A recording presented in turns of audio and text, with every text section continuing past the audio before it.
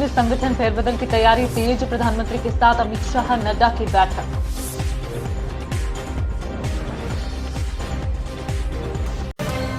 राजस्थान राज्य एवं अधीनस्थ सेवाएं संयुक्त प्रतियोगी परीक्षा 2023 का विज्ञापन जारी।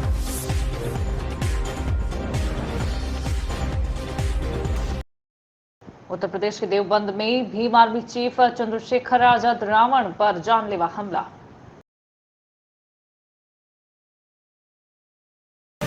बसपा के पूर्व एमएलए मुस्लिम खान का बेटा गिरफ्तार, रामसीता पर अभद्र टिप्पणी का मामला।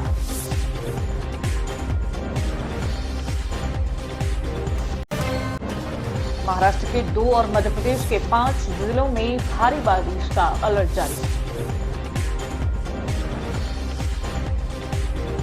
मध्य प्रदेश के भिंड जिले में पुलिस कंट्रोल रूम में एसपी मनीष खत्री ने प्रेस वार्ता में 1 वर्ष पूर्व हुई फरियादी अतर सिंह बघेल निवासी रौन के यहां डकैती का खुलासा किया है। रौन थाना प्रभारी नरेंद्र सिंह कुशवाहा ने मुखबिर की सूचना पर मानगढ़ गांव से आरोपी को गिरफ्तार किया है। आरोपी के कब्जे से 2 लाख रुपए के सोने चांदी के जेवरात व नकदी के अलावा एक अवैध हथियार भी बरामद किया है। आरोपी 1 वर्ष पूर्व हुई डकैती का मुख्य आरोपी है। उसके साथ ही पहले गिरफ्तार हो चुके हैं और आरोपी से पूछताछ की गई। प्रेस वार्ता में SP Manish Khatri, additional SP Kamlesh Kumar एवं रोन थाना प्रभारी नरेंद्र सिंह कुशवाहा मौजूद रहे।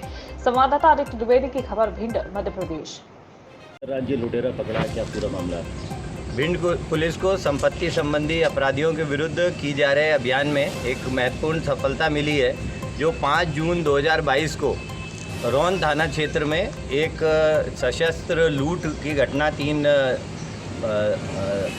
आरोपियों द्वारा करने की जानकारी मिली थी। फिर बाद में उस विवेचना में जो धारा 392, 395, 397 अंतर्गत विवेचना की जा रही थी, उस विवेचना में अन्य सभी आरोपी पकड़े जा चुके थे। एक आरोपी रवि कुशवाहा 1 साल से फरार था, उसको काफ़ी प्रयास किया जा रहा था और अंतर्राज्यीय उसकी जानकारी मिलती थी और टीमें बाहर भी जाती थी, पर पकड़ा नहीं जा सक रहा था। उस आरोपी को पुलिस ने मानगढ़ से दबिश दे के पकड़ा है। इस आरोपी को पर 30,000 रुपये का इनाम था और इसको काफ़ी समय से तलाश रहे थे। उक्त आरोपी के पास से एक कट्टा 315 बोर का और सोने और चांदी के जेवरात, कुछ 5,000 रुपये नकदी, कुल 2 लाख रुपये की सामान जब्त हुआ है। आरोपी का एक जयपुर में पुराना आर्म्स एक्ट का रिकॉर्ड होने की जानकारी प्राप्त हुई है। अन्य जगह का अपराध जानकारी ली जा रही है, विवेचना की जाएगी और अन्य अपराधों के खुलासे की भी पूरी संभावना। आरोपी को कितने दिन की रिमांड पर लिया गया है? अभी उसको पूछताछ करके न्यायालय प्रस्तुत किया गया है और रिमांड पे लिया गया है। इससे प्रत्येक बिंदु पे पूछा जाएगा और अन्य जो इसके द्वारा जयपुर के भी इसके साथीदारान थे और अन्य इस फरारी अवधि में कहाँ रहा, सबकी जानकारी ली जाए। तो ये 30,000 का जो इनाम है केवल भिंड से था कि कहीं और से भी? ये भिंड जिले से जो माननीय आईजीपी साहब जो चंबल सुशांत सक्सेना साहब द्वारा इस आरोपी को पकड़ने के लिए एक 30,000 रुपये का इनाम दिया गया था, जो संबंधित मुखबिर और पुलिस टीम को दिया जाएगा। गोताखोरों के साथ मीटिंग की। जिले के उमरी थाना क्षेत्र के उमरी के कौक सिंह की 7 छोटी बड़ी भैंस जो अज्ञात चोर ले जा रहे थे, एसपी मनीष खत्री के निर्देशन में डीएसपी हेडक्वार्टर अरविंद शाह के मार्गदर्शन में मुखबिर की सूचना पर उमरी थाना प्रभारी रविंद्र शर्मा की पुलिस टीम ने बिलाव गांव के पास घेराबंदी की तो पुलिस को देखकर आरोपी भाग निकले, मगर पुलिस ने सभी मवेशी भैंसों को दस्तयाब कर थाने में लेकर पहुंचे। यहाँ सभी भैंसों को मालिक के सुपुर्द किया गया, वहीं उनकी कीमत 4 लाख रुपए बताई गई है। संवाददाता आदित्य द्विवेदी की खबर, भिंड, मध्य प्रदेश। थाना उमरी अंतर्गत ये सूचना प्राप्त हुई थी कि 7 भैंसों को की चोरी की गई है, जिसपे विधिवत अपराध पंजीबद्ध किया। उक्त विवेचना के दौरान मुखबिर की सूचना के अनुसार बिलाव गांव के पास बिहड़ में दबिश दी गई और इस दबिश के दौरान कुल सभी जो 7 भैंस हैं उनको रिकवर कर लिया गया है। वहाँ से अज्ञात आरोपी भागने में सफल हुए हैं। उनके संबंध में कुछ लीड मिली है, टीम उसमें लगी है, जिनको शीघ्र ही गिरफ्तार कर लिया जाएगा। इस प्रकार किसी भी तरह के संपत्ति संबंधी अपराध की जानकारी मिलने पे तत्काल पुलिस सजग कार्रवाई करती है, जिससे फरियादी की जो मशरूका है उसको दस्तयाब करने में सफलता मिलती है। अभी इस प्रकरण में विवेचना जारी है और हम शीघ्र ही जो इसके आरोपी हैं उनको पकड़ने में सफल होंगे। सर, आलमपुर में भी उत्तर प्रदेश के बदायूं से बड़ी खबर बता दें कि मासूम आहिल की हत्या का खुलासा हो चुका है, जिसमें सगा मामा गिरफ्तार हुआ है। सगे मामा ने ही अपने भांजे को मौत के घाट उतारा है। रिश्तों को शर्मसार करने वाली ये खबर उत्तर प्रदेश के बदायूं से है, जहां सगे मामा ने ही दुष्कर्म करने के प्रयास में असफल होने पर अपने भांजे की हत्या कर डाली है। विगत 24 जून को मक्के के खेत में अर्धनग्न अवस्था में मासूम की लाश मिली थी। पुलिस ने हत्या का खुलासा करते हुए मामा को गिरफ्तार किया है। आपको बता दें कि गिरफ्तार मामा ने इस घटना को लेकर जुर्म को कबूल किया है। पूरा मामला उझानी थाना क्षेत्र के अंतर्गत उझानी रोड बाईपास के पास मक्के के खेत का है। संवाददाता अजय पाल यादव की रिपोर्ट, बदायूं, उत्तर प्रदेश। ये 23/24 जून की रात्रि में उझानी थाना अंतर्गत बाईपास पे जो मक्के का खेत था उसमें ये घटना पारित हुई थी और 24 जून को प्रातः एक बच्चे की डेड बॉडी मक्के के खेत में बदायूं जनपद के उझानी थाना अंतर्गत हाईवे पे मक्के के खेत में प्राप्त हुई थी। इसको लेकर के हमारी एसओजी टीम और थाना उझानी की पुलिस एसपी सिटी और क्षेत्राधिकारी के नेतृत्व में लगातार सीसीटीवी फुटेज और बीटीएस सर्विलांस के माध्यम से इस घटना का खुलासा करने का प्रयास कर रही थी कि इतने छोटे बच्चे की हत्या कैसे हुई।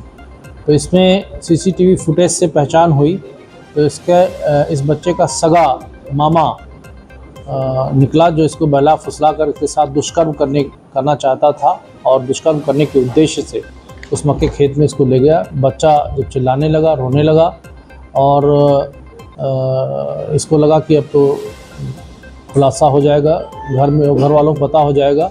तो उसी के अंडरवियर के नारे से स्ट्रैंगुलेट करके इन्होंने उसकी हत्या कर दी, उस मासूम की। इस संदर्भ में डीजीपी महोदय के निर्देश पे इसमें शीघ्र ही साक्ष्य संकलित करके चार्जशीट लगा करके और डीजे साहब से बात करके इसको फास्ट ट्रैक कोर्ट में इसको लगा करके इस केस को और शीघ्र ही इसमें कन्विक्शन का पुलिस जनपद बदायूं की पुलिस द्वारा किया जाएगा। सर, इसने क्या कुकर्म करने का प्रयास किया था और कर नहीं पाया था, जैसा कि इसने बताया अपने कन्फेशन में। तो जब इसको लगा कि अब इसका खुलासा हो जाएगा तो इसने उसके अंडरवियर के नाड़े से उसको स्ट्रैंगुलेट करके उसकी हत्या कर दी। कितने दिन में चार्जशीट दाखिल करने का आपका प्लान है? बहुत ही जल्द, जैसे साक्ष्य संकलित हो जाएगा। पूरा हमारा टारगेट है कि 30 दिवस के अंदर ही इसमें ट्रायल कंप्लीट कर लिया जाए। उत्तर प्रदेश के सहारनपुर से बड़ी खबर बता दें कि सहारनपुर के देवबंद पहुंचे भीम आर्मी चीफ चंद्रशेखर आजाद के काफिले पर अज्ञातों ने फायरिंग कर दी है। इस जानलेवा हमले में चंद्रशेखर घायल हुए हैं, जिन्हें इलाज के लिए देवबंद के अस्पताल में भर्ती करवाया गया है। बता दें कि जिस समय ये हमला हुआ तब चंद्रशेखर दिल्ली से अपने घर लौट रहे थे। वहीं ये अज्ञात हमलावरों ने फायरिंग की है। इस जानलेवा हमले में चंद्रशेखर घायल हो चुके हैं। चंद्रशेखर अपने फॉर्च्यूनर कार से देवबंद दौरे पर पहुंच रहे थे, तभी अचानक उनकी गाड़ी पर यह हमला हुआ है। गोली उन्हें छू कर निकल गई है, जिससे वे घायल हुए हैं। उनकी कार पर भी गोलियों के निशान साफ देखे जा सकते हैं। सूचना मिलते ही पुलिस फोर्स मौके पर पहुंची है और जांच में जुटी है। Bureau report, citizen voice, Saharanpur, Uttar Pradesh. मुझे तो सही तरह याद नहीं है, तो हमारे साथियों ने पहचाना। वो गाड़ी जो है वो आगे की तरफ भागी थी या पीछे? हाँ, आगे की तरफ भागी, मतलब सहारनपुर की तरफ। सहारनपुर की तरफ, ये जो रोड सहारनपुर जाता है ना, काला रेडी वाला है। हाँ, ये जो हाईवे है इसी की तरफ भागी, वो नीचे ही थी, उसी से भागी। हमने यू टर्न लिया। आपके साथ कुल कितनी गाड़ियाँ थी? आप लोग कितने थे? अकेली गाड़ी थी उस समय हमारी। हमारे साथ के लोग शायद आगे पीछे थे। मतलब आपके साथ आप जब थे तो अकेली अपनी गाड़ी? हमारी गाड़ी थी, तो साथ मौर्य जी और बजपाल जी गाड़ी पीछे रही होगी हमसे। अच्छा। हाँ, वो भी हमारे साथ थे, तो उनकी गाड़ी भी आगे पीछे रही होगी। नहीं, आपकी गाड़ी में तो 4 लोग बैठे थे ना? 5 थे, ड्राइवर को लेकर के। हाँ, ड्राइवर नहीं, भाई है छोटा, 5 लोग उसके साथ। मनीष भाई आपका? हाँ, छोटा। तो फिर वो पीछा नहीं किया गया उसका? किसी ने, आपके साथियों में किसी ने पीछा नहीं किया था गाड़ी में? मैंने यू टर्न ले लिया, फिर मुझे जानकारी नहीं क्या था। और किसी को भी गोली लगी है? आपको गोली नहीं, हमारे साथी डॉक्टर साहब को शायद जो है उनको मैंने देखा कि जब मुझे सही तरह से याद था तो उनके हाथ से खून चल रहा था, उनको लगी है शायद। किसको? डॉक्टर ब्रजपाल जी को। और आपके पास होंगे आप जानकारी, तो मुझे इतना याद नहीं क्योंकि मुझे थोड़ा घबराहट हुई अचानक, तो गोली चली। तो मैंने फिर एक सहारनपुर के वरिष्ठ अधिकारी को मैंने फोन किया और मैंने उनको जानकारी दी कि भाई ऐसे ऐसे गोली चली है और मुझे पेन हो रहा है, तो मुझे लग रहा है गोली लग गई है। हाँ, SSP सहारनपुर को मैंने फोन किया था मेरे यहाँ।